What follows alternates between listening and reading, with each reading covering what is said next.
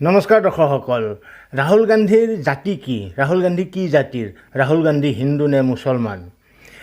ৰাহুল গান্ধী বুলিয়ে নহয় যিকোনো এজন মানুহকে জাত পাত বা ধৰ্মেৰে ৰিজাই চোৱাটো সুস্থ মানসিকতাৰ পৰিচয় নহয় বুলি মই ব্যক্তিগতভাৱে বিশ্বাস কৰোঁ কিন্তু প্ৰসংগ ওলাইছে ৰাহুল গান্ধীৰ ক্ষেত্ৰত অলপতে সংসদত অনুৰাগ ঠাকুৰে ৰাহুল গান্ধীক এই প্ৰশ্নটো তুলিছিলে যে ৰাহুল গান্ধী প্ৰকৃততে জাতি কি আৰু তেওঁ হিন্দু নে মুছলমান প্ৰশ্নটোৰ উত্তৰ ৰাহুল গান্ধীয়ে পোনপটীয়াকৈ নিদিলে যদিও সমগ্ৰ দেশবাসীৰ অন্তৰত কিন্তু এই প্ৰশ্নটো স্ফুৰণ ঘটিছে নতুনকৈ যে সঁচাকৈয়ে ৰাহুল গান্ধীৰ জাতি কি ৰাহুল গান্ধী হিন্দু নে মুছলমান এই সম্পৰ্কে কিছু জ্ঞান ল'বলৈ ছ'চিয়েল মিডিয়াত পিটপিটাই ফুৰোতে হঠাতে নিউজ 18ৰ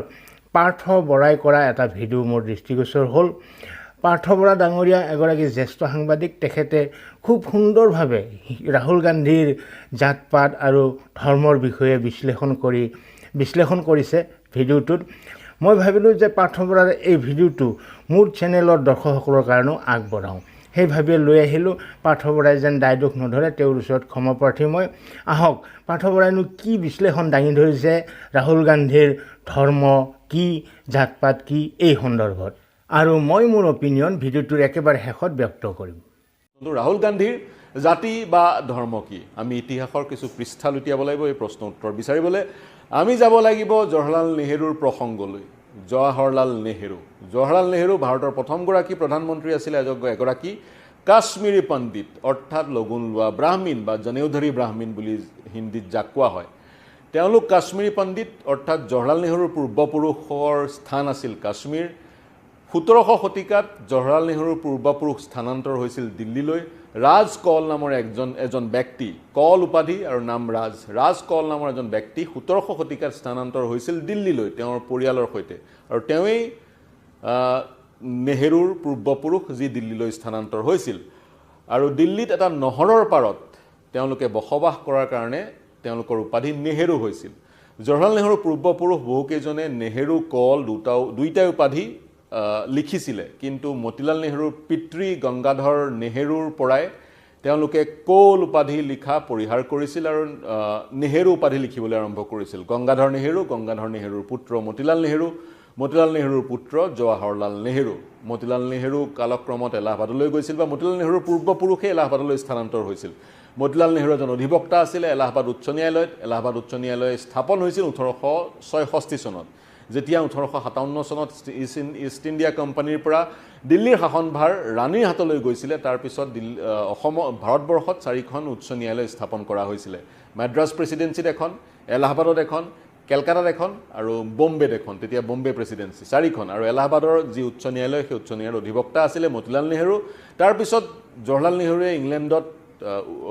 আইনৰ শিক্ষা অধ্যয়ন কৰি অধিবক্তা হৈ এলাহাবাদ হাইকোৰ্টত উকালতি কৰিছিল এটৰ্নি হৈ তেওঁ বাৰেট লও হৈছিল আৰু এলাহাবাদ হাইকোৰ্টত তেওঁ উকালতি কৰিছিল সেইজন হৈছে জৱাহৰলাল নেহৰু এগৰাকী কাশ্মীৰী পণ্ডিত বিবাহিত হৈছিল কমলা নেহৰুৰ সৈতে এগৰাকী হিন্দু মহিলা তাৰ পিছত 1917 চনত ইন্দিৰা গান্ধীৰ জন্ম হৈছিলে ইন্দিৰা নেহৰু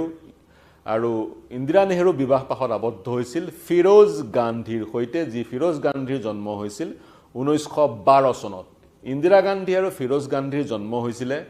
বিবাহ পাশত আবদ্ধ হৈছিল দুইগৰাকী 1942 চনত এতিয়া ফিৰোজ গান্ধীৰ ধৰ্ম কি আছিল ফিৰোজ গান্ধী এগৰাকী পাৰ্চী সম্প্ৰদায়ৰ লোক আছিলে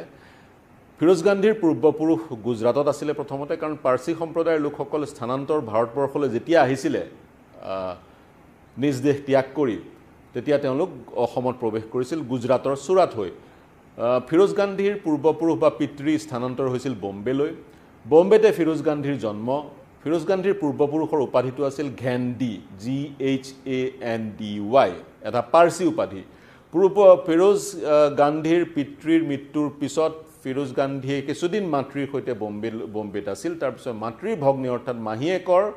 ঘৰত তেওঁ থাকিবলৈ লৈছিল মাহীয়েকৰ ঘৰ আকৌ এলাহাবাদত আছিলে মাহীয়েকৰ উপাধি আছিল কমিশনাৰেট পাৰ্চীসকলৰ তেনেধৰণৰ উপাধি থাকে মাহীয়েক এগৰাকী চিকিৎসক আছিল ফিৰোজ গান্ধীৰ মাহীয়েক এলাহাবাদত চিকিৎসক আছিল এলাহাবাদৰ এখন চৰকাৰী হস্পিটেলত তেওঁ চিকিৎসা সেৱা প্ৰদান কৰিছিল আৰু ফিৰোজ গান্ধী মাহীয়েকৰ ঘৰতে থাকি ডাঙৰ দীঘল হৈছিল স্কুলীয়া শিক্ষা এলাহাবাদত গ্ৰহণ কৰিছিল কলেজীয়া শিক্ষা এলাহাবাদত গ্ৰহণ কৰিছিল আৰু এলাহাবাদতে জৱাহৰলাল নেহৰু ঘৰ অৰ্থাৎ আনন্দ ভৱন আৰু এলাহাবাদতে তেওঁ স্বাধীনতা সংগ্ৰামৰ প্ৰতি আকৰ্ষিত হৈছিল কোন ফিৰোজ গান্ধী আৰু তেওঁ চেষ্টা কৰিছিল নেহৰু পৰিয়ালৰ সৈতে সম্পৰ্ক স্থাপন কৰিবলৈ কাৰণ সেই সময়ত 20 চনৰ পৰা 30 চনৰ ভিতৰত যি ভাৰতৰ স্বাধীনতা সংগ্ৰাম সেই সংগ্ৰামৰ এক নেতৃত্ব নেহৰুৱে বহন কৰিছিল মহাত্মা গান্ধীৰ সৈতে 1930 চনত এদিন কমলা নেহৰুৱে পিকেটিং কৰি থাকোঁতে স্বাধীনতা সংগ্ৰামত জড়িত হৈ পিকেটিং কৰি থাকোঁতে প্ৰচণ্ড গৰম আছিল প্ৰচণ্ড গৰমত কমলা নেহৰু ঢলি পৰিছিল ফিৰোজ গান্ধী সমীপতে ৰখি আছিলে তেওঁ কমলা নেহৰুক সেই স্থানলৈ গৈ য'ত ঢলি পৰিছিল সেই স্থানলৈ গৈ তৎক্ষণাত দাঙি হস্পিটেললৈ লৈ গৈছিল আৰু সেই কামৰ কাৰণে নেহৰুৱে তেওঁক ভাল পাইছিলে নেহৰু আৰু সেই নেহৰু গান্ধী পৰিয়ালৰ সৈতে বা নেহৰুৰ পৰিয়ালৰ সৈতে এক সম্পৰ্ক ফিৰোজ গান্ধীৰ গঢ়ি উঠিছিল তাৰ পিছত যেতিয়া কমলা নেহৰু যক্ষ্মা ৰোগত ভুগিছিল কমলা নেহৰুক উত্তৰাখণ্ডৰ বৰ্তমান উত্তৰাখণ্ড তেতিয়া উত্তৰ প্ৰদেশ বা ইউনাইটেড প্ৰভিন্সৰ এক স্থানত তেওঁৰ চিকিৎসা হৈছিল কমলা নেহৰু যক্ষ্মাৰ চিকিৎসা এই চিকিৎসা কৰি থকা সময়ত কমলা নেহৰু শুশ্ৰূষা কৰিছিল ফিৰোজ গান্ধীয়ে তেনেকৈও এক সম্পৰ্ক গঢ়ি উঠিছিল নেহৰু পৰিয়ালৰ সৈতে যেতিয়া কমলা নেহৰু যক্ষ্মাৰ চিকিৎসা ফ্ৰান্সত হৈছিল ফিৰোজ গান্ধী ফ্ৰান্সলৈকে গৈছিল যেতিয়া ইন্দিৰা গান্ধী বিদেশলৈ পঢ়িবলৈ গৈছিল উচ্চ শিক্ষা গ্ৰহণ কৰিবলৈ ইংলেণ্ডলৈ গৈছিল ফিৰোজ গান্ধীও ইংলেণ্ডলৈ গৈছিল ইংলেণ্ডত বিভিন্ন সৰু সুৰা চাকৰি কৰিছিল ইন্দিৰা গান্ধী যেতিয়া দেশলৈ ঘূৰি আহিছিল ফিৰোজ গান্ধীও ঘূৰি আহিছিল আৰু 1942 চনত আনন্দ ভৱনত এলাহাবাদৰ আনন্দ ভৱনত ফিৰোজ গান্ধী আৰু ইন্দিৰা গান্ধী বিবাহ পাশত আবদ্ধ হৈছিল সম্পূৰ্ণ বৈদিক নিয়মৰ যোগেদি এই বিবাহৰ আকৌ ভিডিঅ' ৰেকৰ্ডিঙো আছে ভিডিঅ' ৰেকৰ্ডিং হোৱা চাগে এইখন ভাৰতবৰ্ষৰ প্ৰথমখন বিবাহ সেই ভিডিঅ' ৰেকৰ্ডিং আৰ্কাইভত উপলব্ধ বা গুগলত উপলব্ধ ইউটিউবত উপলব্ধ আপোনালোকেও সেই ভিডিঅ' ৰেকৰ্ডিং চাব পাৰে গুগলৰ বা ইউটিউবৰ জৰিয়তে তাৰপিছত 1942 চনত বিবাহ পাশত আবদ্ধ হৈছিল ফিৰোজ গান্ধী আৰু ইন্দিৰা নেহৰু তাৰ পিছৰ পৰা ইন্দিৰা গান্ধী হৈছিল গতিকে ইন্দিৰা গান্ধী এগৰাকী কাশ্মীৰী পণ্ডিত মহিলা এগৰাকী পাৰ্চী ব্যক্তিলৈ বিবাহ পাশত আবদ্ধ হৈছিল তাৰ পিছত 1944 চনত জন্ম হ'ল ৰাজীৱ গান্ধীৰ 1946 চনত জন্ম হ'ল সঞ্জয় গান্ধীৰ ফিৰোজ গান্ধী লক্ষ্ণৌলৈ গুচি আহিলে ইন্দিৰা গান্ধী দিল্লীলৈ গুচি আহিলে লক্ষ্ণৌৰ পৰা নেশ্যনেল হেৰাল্ড নামৰ বাতৰি কাকতখন প্ৰকাশ পাইছিল যিখন বাতৰি কাকত নেহৰুৱে প্ৰতিষ্ঠা কৰিছিল তাৰ পিছত ফিৰোজ গান্ধী দিল্লীলৈ আহিল ইন্দিৰা গান্ধীও দিল্লীতে পূৰ্বৰ পৰাই আছিল ফিৰোজ গান্ধী ইণ্ডিয়ান এক্সপ্ৰেছ কাকতখনৰ মেনেজাৰ হ'লগৈ আৰু ফিৰোজ গান্ধী দিল্লীলৈ অহাৰ এটাও কাহিনী আছে ফিৰোজ গান্ধী লক্ষ্ণৌত থাকোঁতে তেওঁ এগৰাকী মুছলিম মহিলাৰ সৈতে প্ৰেমত পৰিছিল নেহৰুৱে সেই কথাটো ভাল পোৱা নাছিল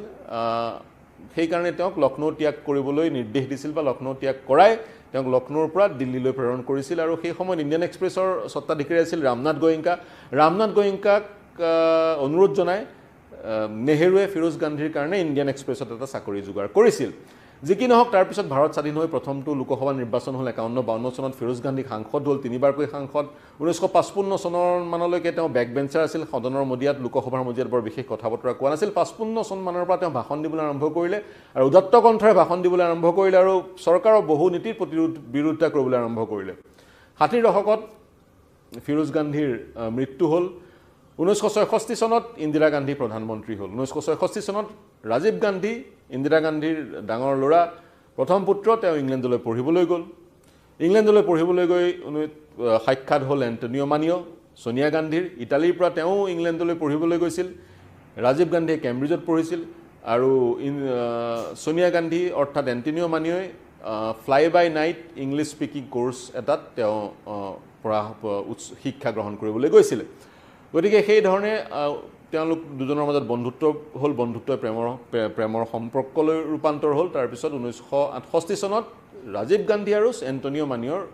বিবাহ হ'ল আৰু তেতিয়ালৈ মই যিহেতু কৈছোঁৱেই 66 চনতে ইন্দিৰা গান্ধী প্ৰধানমন্ত্ৰী হ'ল আৰু এক সফদৰজং ৰ'দত ৰাজীৱ গান্ধী আৰু এণ্টনিঅ মানিঅ খ্ৰীষ্ট ধৰ্মৰ এণ্টনিঅ মানিঅ আৰু ৰাজীৱ গান্ধী হিন্দু ধৰ্মৰ ৰাজীৱ গান্ধীৰ মাজত সম্পূৰ্ণ বৈদিক ৰীতি নীতিৰে বিবাহ অনুষ্ঠিত হ'ল হিন্দু ধৰ্মৰ ৰাজীৱ গান্ধী বুলি সেইকাৰণে কৈছোঁ কাৰণ ইন্দিৰা গান্ধীয়ে ফাৰ্চী ধৰ্ম গ্ৰহণ কৰা নাছিলে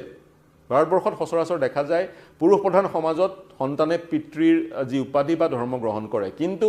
ইন্দিৰা গান্ধীৰ ক্ষেত্ৰত তেওঁ পাৰ্চী ধৰ্ম গ্ৰহণ কৰা নাছিলে বৰঞ্চ হিন্দু ধৰ্মৰে পৰিচালিত হৈছিল আৰু এক প্ৰকাৰ তেওঁ কট্টৰ হিন্দু আছিল বুলি এক প্ৰকাৰ ক'ব পৰা যায় হিন্দু ধৰ্মৰ ৰীতি নীতিসমূহ ৰিলিজিয়াছলি বা খুব ভালকৈ তেওঁ ৰূপায়ণ কৰিছিলে যি কি নহওক সেই হিচাপত ৰাহুল গান্ধী আৰু সঞ্জয় গান্ধীক হিন্দু বুলি ক'ব পৰা যায় আৰু যি এক কট্টৰ হিন্দু কোট আনকোট ইন্দিৰা গান্ধী কট্টৰ হিন্দু বুলি কোৱা হৈছে তাৰ ভিত্তি বহুকেইখন গ্ৰন্থ জ্যেষ্ঠ সাংবাদিক কমি কাপুৰ বা নিৰ্জা চৌধুৰী ইত্যাদি ইত্যাদি ইন্দিৰা গান্ধীৰ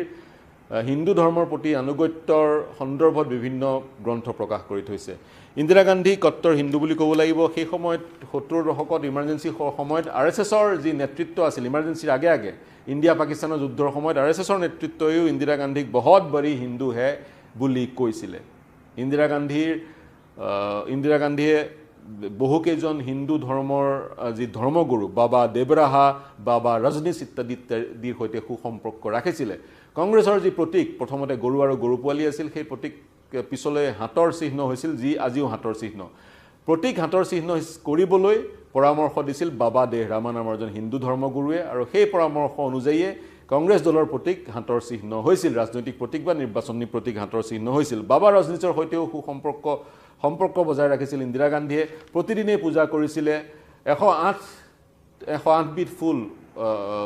তেওঁ পূজাস্থলীত দিছিলে সেই ধৰণে তেওঁ পূজা পাতল কৰিছিলে আৰু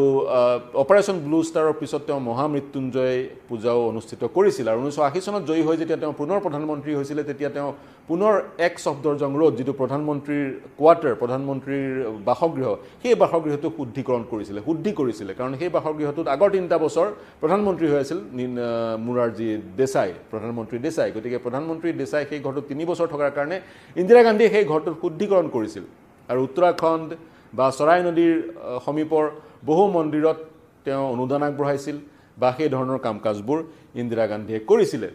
ইন্দিৰা গান্ধীৰ পুত্ৰ ৰাজীৱ গান্ধীৰ মই কলোৱে বিবাহ পাশত সোনিয়া গান্ধীৰ সৈতে আবদ্ধ হৈছিল 1968 চনত তাৰ পিছত 1972 চনত ৰাহুল গান্ধীৰ জন্ম হৈছিল 1972 চনত প্ৰিয়ংকা গান্ধীৰ জন্ম হৈছিল গতিকে ৰাজীৱ গান্ধীৰ যি ধৰ্ম এইবাৰ পিতৃ ধৰ্ম ৰাহুল গান্ধী আৰু প্ৰিয়ংকা গান্ধীয়ে গ্ৰহণ কৰা পৰিলক্ষিত হৈছে সেই সূত্ৰে ৰাহুল গান্ধীক হিন্দু বুলি ক'ব পৰা যায় বা বিভিন্ন গ্ৰন্থত সেইদৰে উল্লেখ আছে আমি এই যি বিশ্লেষণ আগবঢ়ালো সেই বিশ্লেষণৰ বৃত্তি হৈছে কেইখন গ্ৰন্থ ইতিমধ্যে গ্ৰন্থসমূহৰ লেখক মই ক'লোৱে কমি কাপুৰ বা নিৰ্জা চৌধুৰী ইত্যাদি এই সন্দৰ্ভত বহু গ্ৰন্থ সেই ধৰণে ৰচনা কৰিছে গতিকে আমি গম পালো ৰাহুল গান্ধীৰ ধৰ্ম কি বা সেই সন্দৰ্ভত বিশ্লেষণ আগবঢ়ালো আপোনালোকে আপোনালোকৰ মতামত আগবঢ়াব পাৰে ফিৰোজ গান্ধী আছিল পাৰ্চী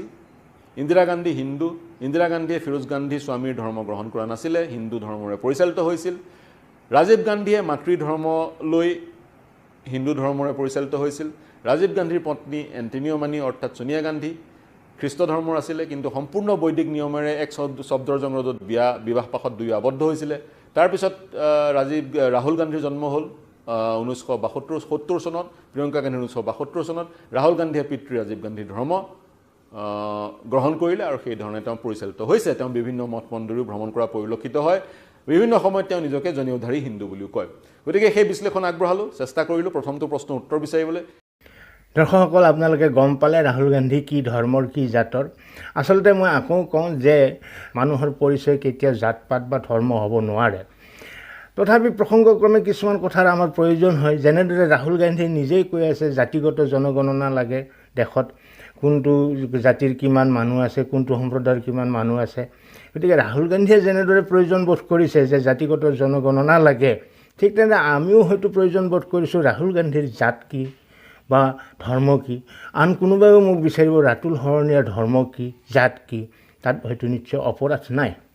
যিয়ে নহওক এটা ভাল বিষয়ৰ ওপৰত নিশ্চয় আপোনালোকৰ অভিজ্ঞতা হ'ল